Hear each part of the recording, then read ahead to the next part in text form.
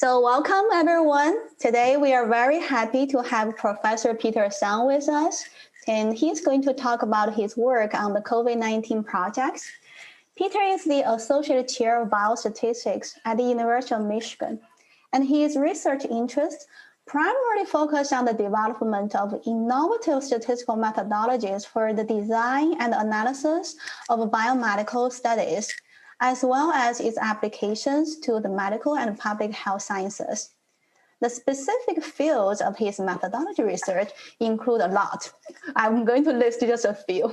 Data integration, data harmonization, high-dimensional data analysis, longitudinal data analysis, missing data, and also the statistical methods in bioinformatics, genetics, and environmental health sciences. He is deeply involved in a wide range of collaborations with the clinical researchers from nephrology, pediatrics, environmental health sciences, health education and practice, and nutritional sciences. So Peter and his team have been actively working on COVID-19 related research since the pandemic started. He's now actually moving from the modeling of the publicly available surveillance data to concrete COVID-19 projects. In the first project, he's working with medical doctors at St. Paul's Hospital in Ethiopia to launch a national serological antibody survey.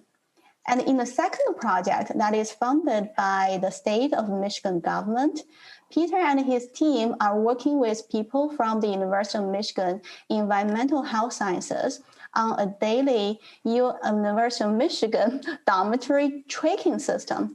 And they hope to detect the early infected cases prior to the occurrence of the clinical symptoms. All these projects are very interesting and exciting. So without further ado, let's welcome Professor Sang. Thank you, Dr. Wan, for the nice introduction. Yeah, I'm so honored to have an opportunity to give the last talk of this statistical week for environmental sciences. Primarily, I think this is a very important field of research. My own R1 is funded by NIEHS. I think I'm profoundly interested in environmental sciences and working on statistical modeling and method to solve difficult problems in environmental sciences.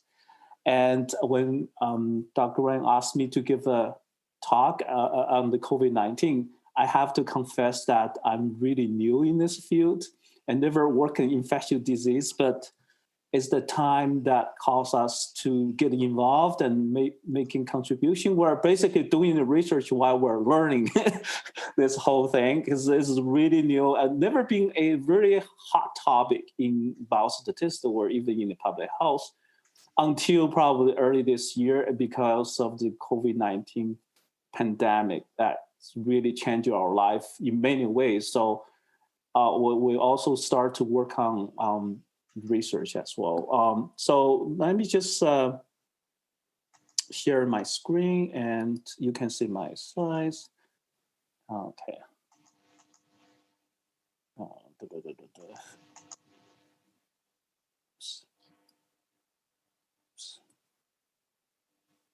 So you can see my screen right now, can you?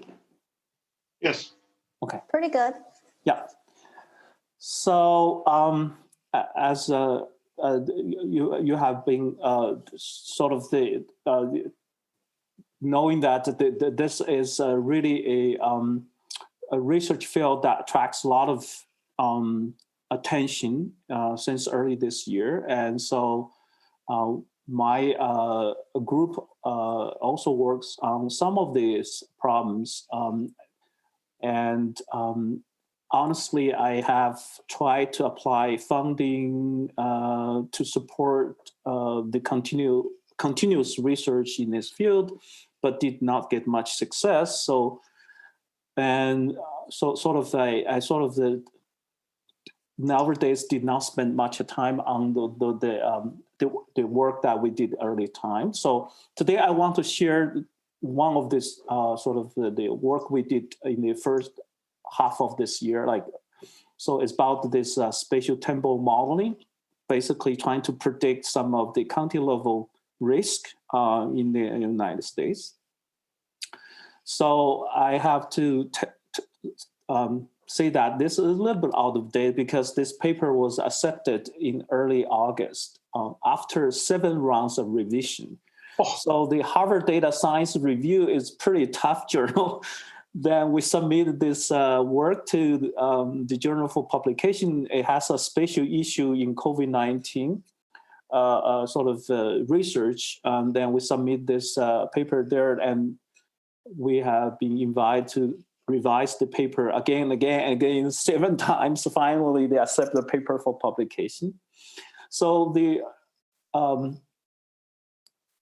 I have to tell you that this is a little bit out of date, but anyway, I think it's kind of interesting story that I like to share with you, and this series of talks. Anyway, what we like to do here is really to use public available daily surveillance data in the US to build a community level risk information system that predicts and informs people in the US about the community or a personal risk score of COVID-19 infection in future time. And so at that time, we're thinking that, the confirmed cases were rising, and so how people feel that their personal risk or community risk, associated with this COVID-19 pandemic. So can we have a a model at the county level that can inform people what's going on in their actually own county and their surrounding areas, so that they can, make their own decision, or even for the business reopening, what they are going to do to make a plan ahead. We have been using multiple data resources to build up this risk prediction system. So because the U.S. is such a highly mobile country, people travel a lot. So we're not just staying in one place. Different states have different strategies, or where the government orders what level of the social distancing should be implemented. So people are still traveling, and there are a lot of heterogeneity across different locations within the country. So we use some airport data to understand the mobility. And for example, Ann Arbor is very near Detroit Metropolitan Airport. So that has a little bit higher risk in comparison to, a county far north of Michigan North Peninsula, for example. So there are some kind of the additional risk for the counties that are near the big airport. So we want to have this airport data source to be part of this information source to define the mobility and exposure level. So for this daily confirmed cases and the recovery cases and the mortality, and we use 2 data sources. One is called 0.3 acres COVID-19 US data. This is essentially a database built from the Johns Hopkins database. And also we use a database from Harvard Dataverse, which is a database of the COVID-19 confirmed cases, recovery cases, hospitalization, and so on, by a bunch of the scientists at Harvard. So we also use a social distance scoreboard. This is a publicly available database that gives you the social distance score to measure the the effectiveness of social distancing at the county level, because we really want to understand a very detailed story about social distancing and efficacy and effectiveness of social distancing. So we use this information source to define the effectiveness of the social distancing when we do prediction. And the University of Maryland has another COVID-19 impact analysis platform. There's a bunch of the computer scientists that they use cell phone data, individual cell phone data, millions of users to understand the mobility of the individuals at the county level. So they have provided very detailed sort of information on how people move around their household, and this is quite a important sort of information that we utilize to build up some kind of the mobility at the individual level to understand the effectiveness of quarantine or connectivity between the counties. And also we use the antibody survey because all the public surveillance data are based on confirmed cases and also death, but there's no understanding of individuals with no symptoms. So asymptomatic sort of cases are not reported or recorded in the available surveillance databases. So we use the serological antibody surveys from New York, Maryland, and California to calibrate county level sort of the antibody rate to understand the subpopulation of asymptomatic population so that we can understand the infection dynamics a little bit better. So the system consists of three parts. The first part is trying to understand the state level sort of infection model, because you need first of that model the infection dynamics. So what is the probability of infection, and how these preventive measures or rate of herd immunity would affect this sort of the population level probability of infection. So we built up this sort of state level epidemiological infectious disease model using multiple compartment model. The reason we do this at state level is that we need enough data to build up a relatively reliable population level data. We understand that the preventive measures like social distancing orders and so on are pretty much at the state level. We have very heterogeneous this sort of control measures across different states in the country, but relatively homogeneous within the state. So implementation or compliance may be different, but in terms of the measure, the preventive measures orders by the government are basically homogeneous. So that's why we first of all consider the richness of data to build up this dynamic model for prediction of infection.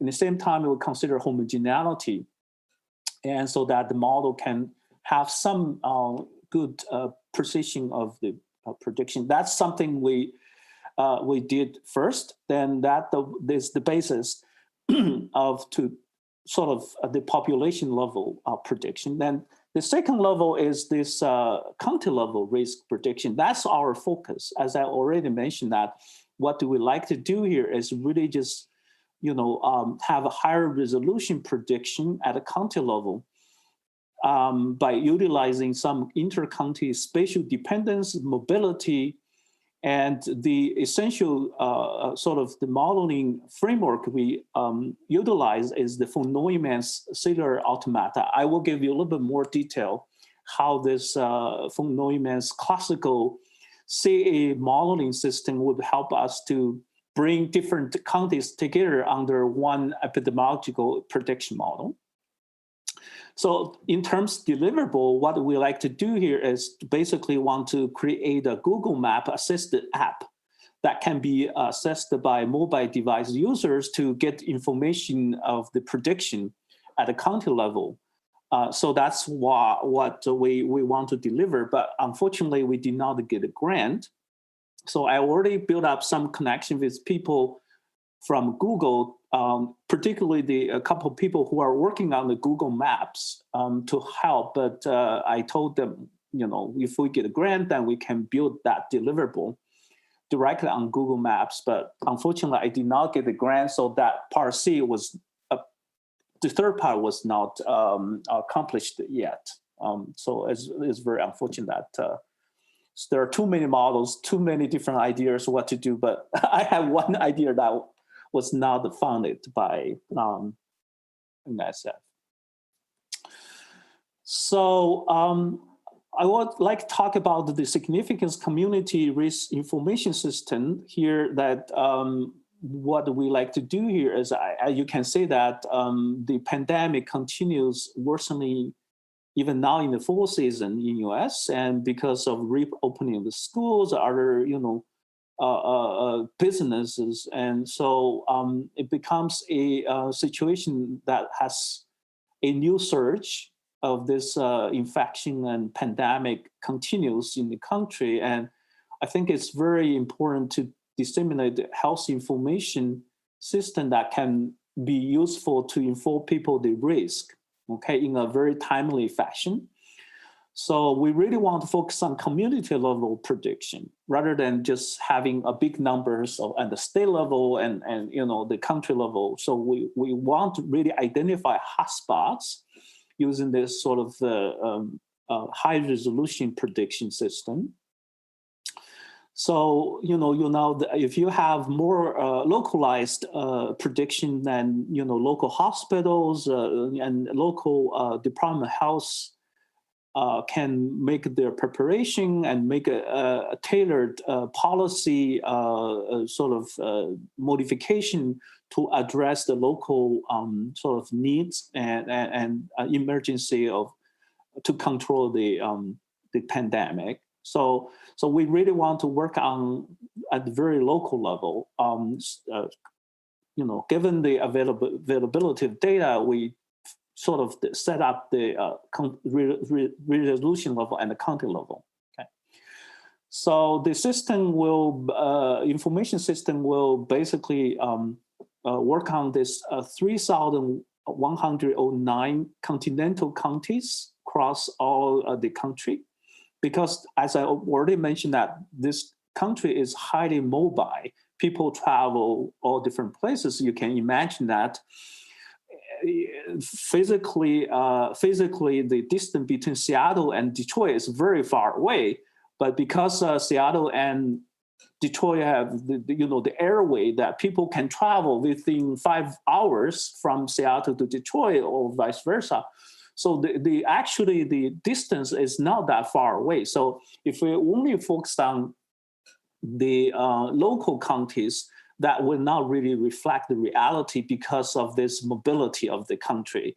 So that's why we want to bring these 3,109 continental counties together to build up one big model to predict the local sort of risk of infection. Okay, so the information system would have the temporal sort of domain prediction. So what's the evolution over time, right? Because this is a moving target, and so because the infectious disease, that time is an important factor in the in this infection dynamics. So we need to build up this sort of time domain modeling. At the same time, we like to also build up spatial dependence, spatial modeling, to say how the different level of the infection across different spatial locations can be sort of affect each other, and so that you can have better understanding of this dynamics across spatial locations. And also we like to work on this sort of variant control measures, because variant not only talking about over time, but also across different locations. As I already mentioned, that the compliance and also the policies are different from different states and different counties, and so it's a very complex country and very different mentality, how people would deal with this pandemic at the individual level. So there are a lot of complexities that we're trying to capture some of them using the available data. So as I said, we want to achieve a few things to account for heterogeneity and to have a finer resolution in the prediction. And we like to work on temporal spatial modeling at the same time across 3,100 continental counties in the LS. So for the temporal sort of dynamics, right? So the infection moves over time. We'd like to use the classical multiple compartment modeling strategy, but we do a little bit of extension. So that's our new contribution. The contribution of the temporal model, concerns two aspects. One is we explicitly incorporate the social distancing into the modeling. So the classical multiple compartment does not have this sort of time varying infection rate, but we try to incorporate this into the modeling because different, there's policy changes and compliance changes all the time. So we want to address that. Secondly, we want to build an antibody compartment into it because COVID-19 is unique in the sense that a lot of people have no symptoms. And then how do you address this underreporting issue that's known for this public surveillance data due to this asymptomatic individuals, particularly for the young people, right? Because they have light symptoms or no symptoms, they never visit any hospitals or clinical centers for tests or clinical checkup. So they're basically just some self-immunized. And how do you build up the antibody into this? And I will talk a little bit more on that. And then finally, how do you, if you want to achieve this high resolution across different counties, how do you bring different counties together under this dynamic time moving, time varying sort of model? And so that we use the von Neumann's cellular automata. And so we, as I already mentioned, that we use a lot of other data sources to build up the model. So there are a lot of data issues, and when we submitted the paper to Harvard Data Science Review, one of the key concern is about the quality of the data. So we have to do a lot of validation or some justification to make sure that the data we use in the model building are somewhat reliable. So it's a very challenging project. Is as Lou mentioned already in the beginning that I'm interested in data integration, and this is a big project of data integration with data collected by different parties and different research groups. They have no plan in advance that the data could be eventually integrated as for our needs in this study. So let me just quickly go over this time domain sort of infection model. So this is something probably people already know, that this is called a multi-compartment susceptible infection remove model. And this is a model that changes over time. So the model allows you to sort of understand or to mimic what the infectious disease may have in practice, right? So the key here in this system is that you have the beta, which is this transmission rate, okay? And so if somebody got is contagious, how likely this person will infect other people. This is kind of the rate in the population level. Then you have the gamma as another parameter as about how likely the person will recover or will die of the disease. So So what we're trying to do here is trying to modify this constant transmission rate by introducing a time-varying policy control measure, so that we do not believe that beta is constant.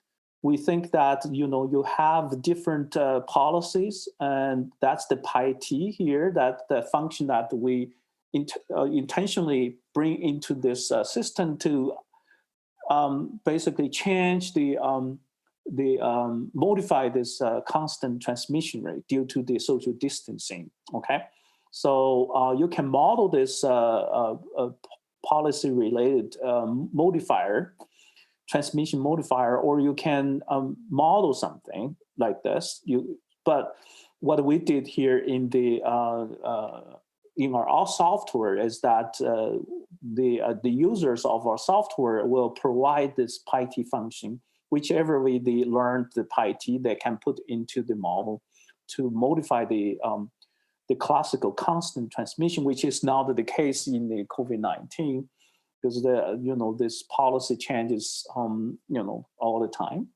So people know that the R0 beta, the ratio of beta and gamma in this model is the basic reproduction number, which is basically indicator of the severity of this of the infection disease. The higher, the more contagious, right, of the disease. Okay, so when R0 is smaller than 1, then the system basically dies. The infection dynamics dies, so that everything will back to normal. Okay.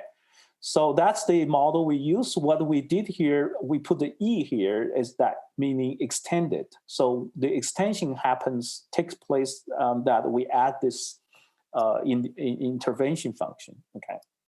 So the model will basically tell us what is this. It has 3 compartments.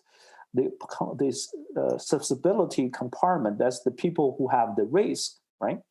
And then you have the compartment infection and a compartment of removal. So you can see that at the very beginning, this is the time, then you have 100 individuals, then will, and the risk, then because of the infection, that people will get affected, then they will move to another compartment infection. And after they get infected, either they get a recovery or they die. So you basically had to see that this S curve here and R curve are sort of the supplementary each other. And then the I compartment is the compartment that you can see how many people infected, and finally they leave this compartment to the R compartment. So this is the actually what we're supposed to observe in the infectious disease. Okay, you have 0 infection and you get a peak, then you finally just, everybody either get infected or, or not, because of some other intervention or something like that. But anyway, you can see the dynamics. This is not constant. It moves over time. Like here, I just have very simple toy example to show this dynamics over 200 days with 100 individuals, how they move from being at risk, being affected, and being removed from the system. Okay. So, but that system is not good enough, because we know that for COVID-19, we do have the asymptomatic individuals. In other words, this I compartment is not sufficient to capture the individuals who are infected but not recorded, right? Because they have no symptoms, will have the nice symptoms, then the data collection is not able to identify those individuals. So what we like to do here is for susceptible individuals, they can be recorded by the public surveillance databases. Then they can go the traditional SIR model, or then you have another branch that people get infected and get self-immunized. And this data can only be captured by survey, right? So the antibody survey, okay? So that's the project that I'm working with the medical doctors in Ethiopia. And so they want to do this nationwide survey about this COVID-19 infection. at the population level. So for this asymptomatic individuals, the survey is the most effective way to capture the rate of this herd immunity to identify this subpopulation so that you can correct this underreporting from the public surveillance database. So we purposely build up this additional compartment to overcome the underreporting issue, which is very known for the COVID-19 databases nowadays. And that this extension basically improve the prediction accuracy tremendously. So that's basically, I think, the major contribution of this paper we published in Harvard Data Science. Okay. So what are you trying to do here is build up a dynamic model that you can learn the model parameters and build up the prediction model that you can do the future, right? So you can have the data observed up to today, and then what you really interested here, of course, is to see what's going to happen tomorrow or in next 100 days. So the primary interest here of model building is really just see what's going to happen next. So what we want to do here is to really build a Markov model. So how the past can predict the future, right? But in this model building, it's very complex in the sense that you have somewhat limited of data coming out from the system. This red dashed sort of the plate represents, a complex dynamic system underlying this population is being operated in a very complex fashion. You have people at risk move to, the antibody compartment. Basically, people have no symptoms, or people at risk can move to the this compartment where they have the symptom, then they're going to get the test, or they say doctors. Then finally they get a recover and so on. So there are a lot of operations going on underneath, but they are latent. You don't observe them. Okay.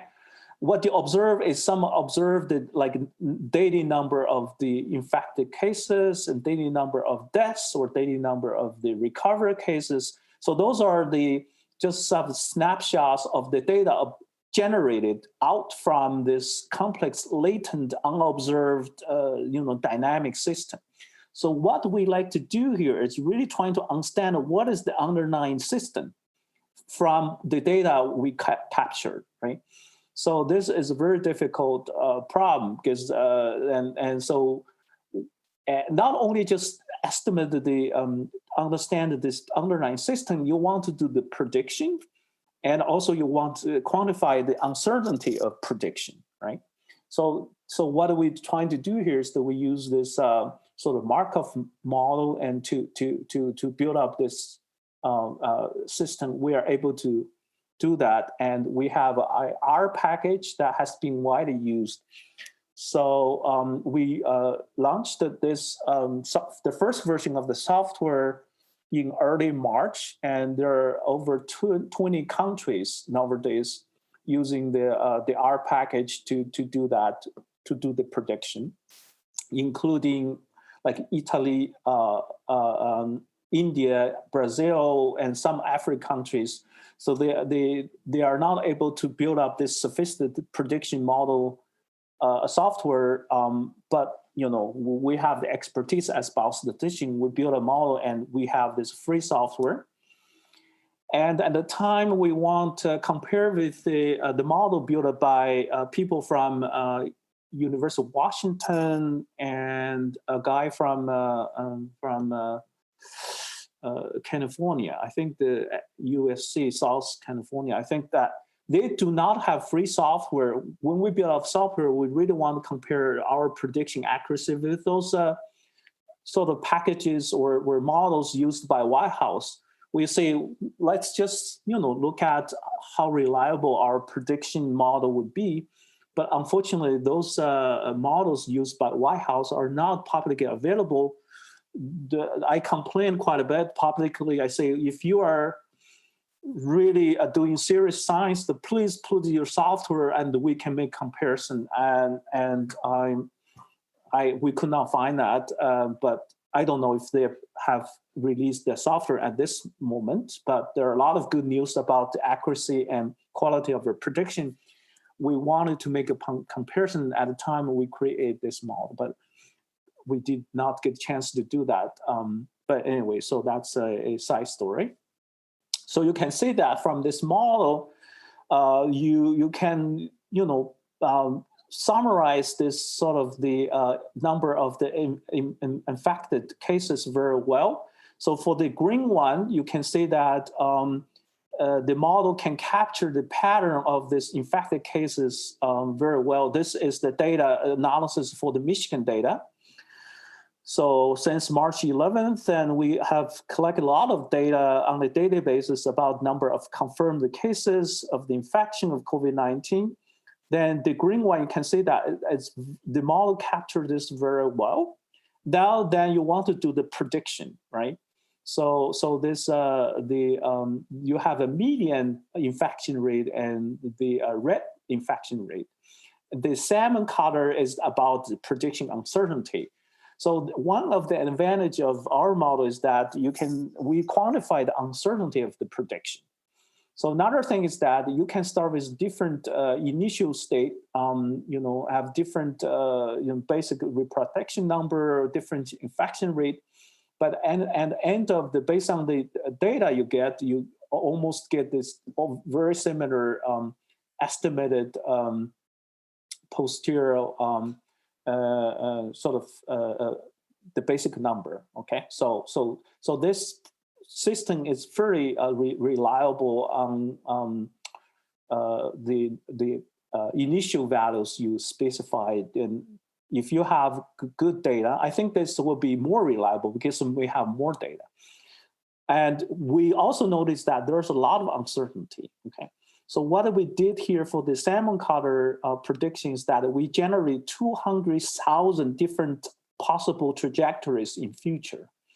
So we're not just estimating the future infection rate, we are trying to use this model to simulate 200,000 different possible trajectories of what's going to happen in future, so that we just summarize this sort of projected 200,000 trajectories and tell what's the mean, what's the median, and what's the range of possibilities. So it gives you the quantification of uncertainty. Now I think this range will be smaller because you have more data that gives you a little bit better training of your model. So that's the time domain model. Let me quickly move on to this spatial model, where you have counties, and von Neumann's Sitter automata is the model that can sort of build up this dynamics across different cells, right? So each little square is rectangle here is basically a county. So for example, red is Ann Arbor, then you have surrounding counties, and you will see how these surrounding counties will communicate with the county of Ann Arbor, or the western Ann Arbor, so that you can see how the infection dynamics can be sort of interplay each other. So you can have different ways to set up your neighboring counties. So because of COVID-19, that we think that all the counties in United States should be in the same sort of could be affected each other. So we are not just looking at a few surrounding counties. We look at all counties. I already mentioned that Seattle is physically far away from Ann Arbor, but because of airways and other travel tools, that the people can come here within next a few hours, and so that we put these 3,109 counties together and have this very large neighboring counties in this model. So what happens here is very clear that people have been affected, and if they travel to another place, then they can affect the others. So you can see that there are a lot of spatial connections due to the mobility of people moving around. Okay, And so this is one realization of this. So the red is infected state, not the state. We're talking about the status, I will say. Okay, so you have different, sort of dynamic movement. If you have a few infected cases or counties, then this will be propagated to affect more counties and more counties over time. Okay. Of course, this infection, this sort of evolution will be mitigated by some social distancing or some intervention. So how do you build up this into this model? So what we're trying to do here is really using this von Neumann's bringing the idea of county level sort of modeling. So the red part here is really the extra things we add to the von Neumann's model. So what happens here is this PI-CT, this is social distancing score at the county level. We get this data from the one of the information source where people provide the daily sort of social distance score. Another one is here, the omega, that's basically defines the strength of connectivity of a county, right? So for example, Washington County will be very much connected with Detroit, right? So or Wayne County. So you have this parameter omega that will define the strength of connectivity. The stronger connection, the more likely that the two counties will be affected to each other. So this is essentially something we're trying to do that. So what we're trying to do here is that you can see we have alpha C here as well that basically tells you this, self-immunization rate and to count for this asymptomatic individuals. So we don't have a serological survey in Michigan, for example, that how we're going to figure out this self-immunization rate in Michigan. So what we did here is that New York had this state-wide serological survey for antibody, and then we sort of trying to calibrate that number survey results from New York to Michigan and to all other states in the states, United States. So we count for the the population size and also the social distancing, all different sort of factors that may change the level of this sort of self-immunization or herd immunity. So you can read the more detail in the paper where how we did that. The statistical model behind this is negative binomial modeling with all the factors considered for the calibration. So basically, we impute the self-immunization rate by using, for Michigan, using the data from state New York. Okay, so we also use social distance index from that website and information source and to do that. So we also consider mobility. So mobility is define a score to do that, and the score will be depend on the airport distance, and also so the mu here is the inter-county mobility factor we get directly from the website, and also we have the physical distance also modeled. The physical distance will depend on if you're driving. So visiting 500 kilometers distance that people would choose to drive to travel. If beyond that, maybe they will take this airplane to travel by air. So we use the data from airport to define this sort of distance between two counties. Not only the physical distance by car, or another distance by airplane. So we define this in a very sort of detailed way to understand how the major ways of travel people may take to move from one county to another. So finally, we define the score, and the risk score is that if you want to have a 7-day, like a T-day ahead risk prediction, so it's basically like this, right? So at the county C, what is the risk that somebody will get affected at like T days ahead? So you're not affected in next day, you're not affected. If you're not affected first day, what's the chance you will affect in the second day? If you're not affected in the first 2 days, what's the chance it will be affected in the third day?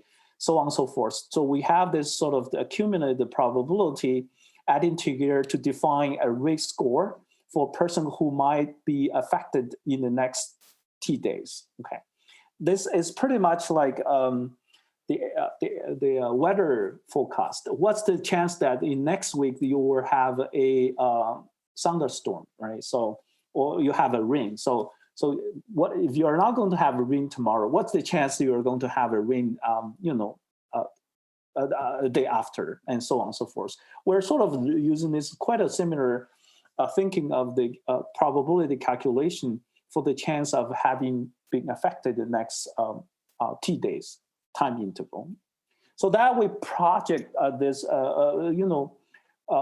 mapped this score, like the 7 days ahead prediction. The score calculated by the formula using the data from up to May 2nd. And then you can see that the different sort of the percentile levels, and so we use this model to map all the risk scores across the whole country, 3,109 counties here, and you can room in the New York, because that's the state where they do have the serological antibody survey, where we think that it's interesting to see what's the 7-day risk, because that time in May the New York is still the hotspot, right? So we did this county level, and people say how accurate this prediction will be. Okay, here's what we did for this sort of prediction accuracy. We have this WAPE, basically is the weighted absolute prediction error, weighted by the population size of county. Okay, so you can see that this is to the log of 10. So the average prediction accuracy, this is because by the time we submit the paper, we already have the confirmed sort of the infected cases from each county. Then we can calculate. So the accuracy is 10 to minus 7 for this the prediction of the probability of infection. Okay, so which is quite an accurate prediction at the county level. So so it's because what we did is a lot of the sort of data information coming from different places, then this is much more accurate than the state level or national level prediction. So people say, wow, if I need to make a trip for the next few days, what is the risk? Okay, so we turn this risk, this basically project 3, we want to turn this projected risk into a personal sort of risk score, for a trip or for travel.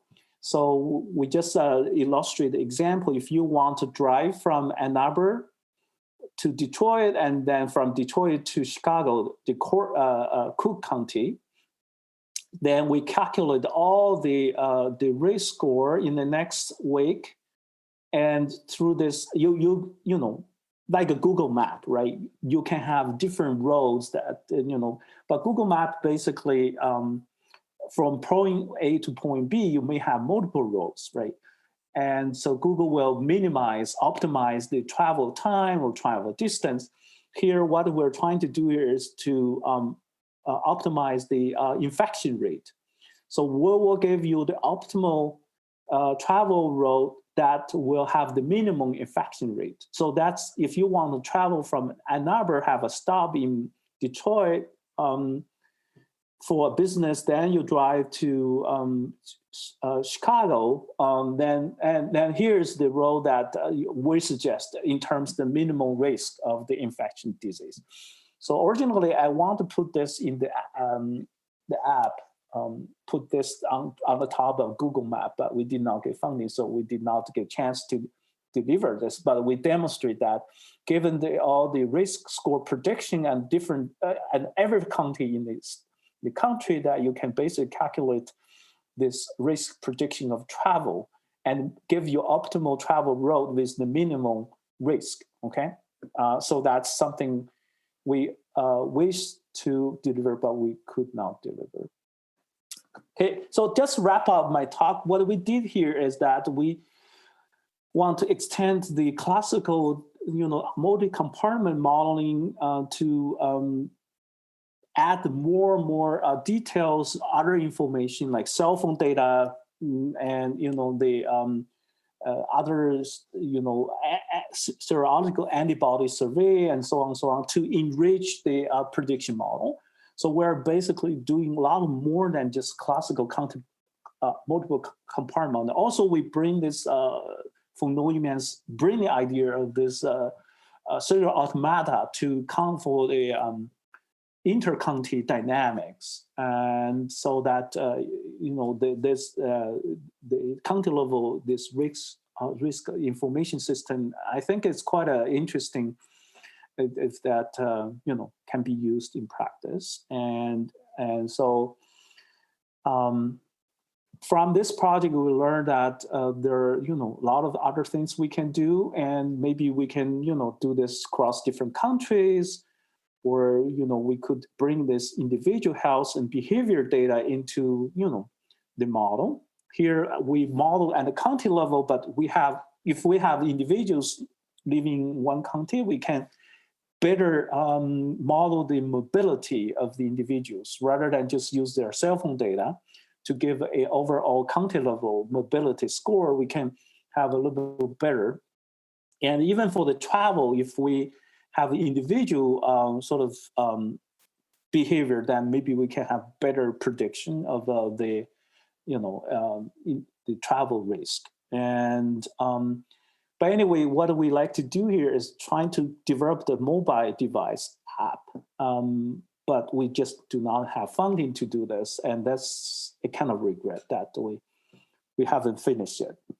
So what we like to do here is hopefully build up a system and that give a high resolution risk prediction, or so that people can learn from that. Okay, here are the references, and thank you very much for your attention. I'd like to have some questions or comments. Okay, thank you.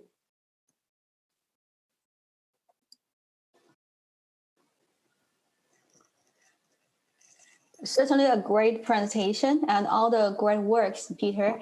I know that you said you do not have the funding, but is it possible to talk to Google and then maybe embed it within their Google Map? And that would be very helpful, I think.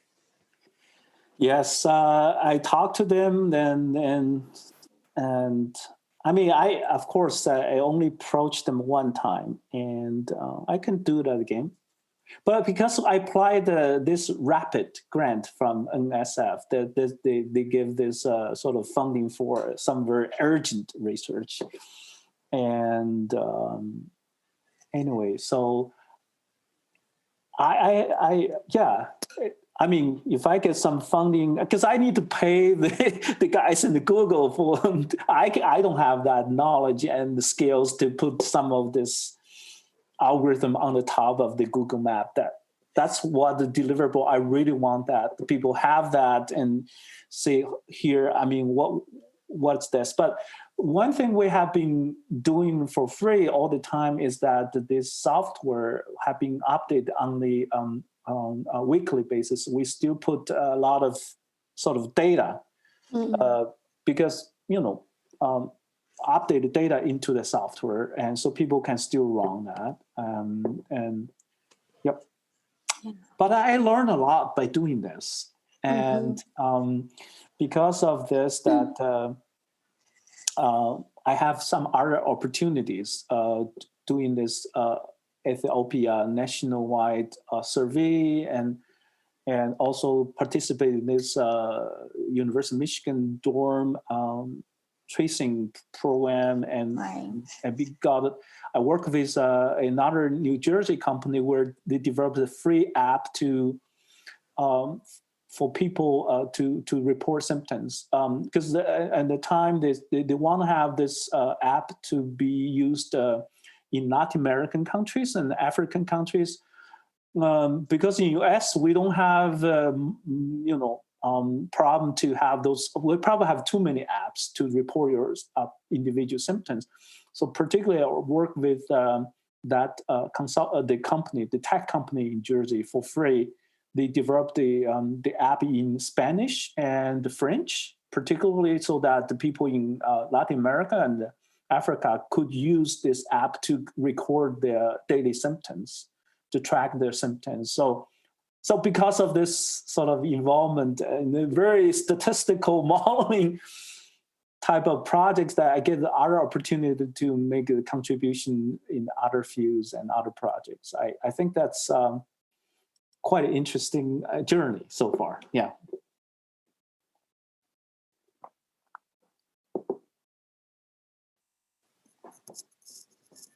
Other questions from the audience?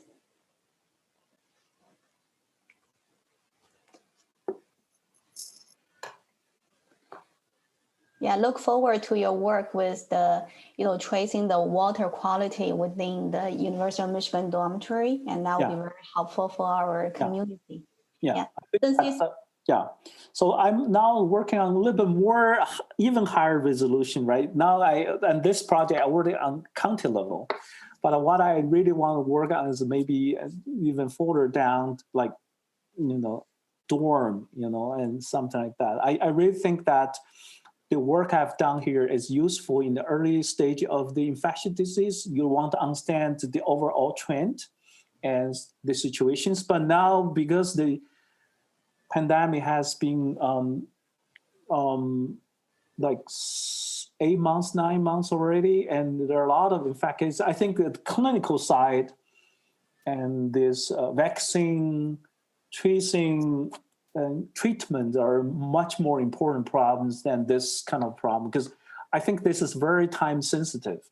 In the first 3 months, nobody would understand what's going on. People really want to know, right, what we can do, right? How do we contain this pandemic? What are the public health strategies? Now we all understand that we need to wear a mask, we need to wash hands, and this the basic public health measures that we should comply and. But now I think the model that I've done so far is, as I said at the beginning, a little bit out of date, because this is important, but not as important as treatment, vaccine, and tracing. I think that are more important projects, and so that's why I moved to work on a little bit something different. Right? Mm-hmm. Yeah, totally with you. I think throughout this whole weeks of the seminars, we have seen many work done on treatment, especially like you mentioned, the first few months when we got hit by the pandemic, people will be focused on treatment and maybe some prevention techniques or tricks. Yeah. But now actually people get more time to think about environmental health science or maybe some other tools, like you mentioned about one of the projects you are starting to tracking on the water quality to detect the virus. That is very important topic for future. Right. Mm-hmm. Yeah, totally agree with you. Thank you so much for the talk, and thank you for joining us. Thanks, everybody. Thank you very much, Dr. Song. Thank you. Yeah, good. Yeah. Okay. Take care. Bye. Have a nice weekend. You too. Bye. Thank you.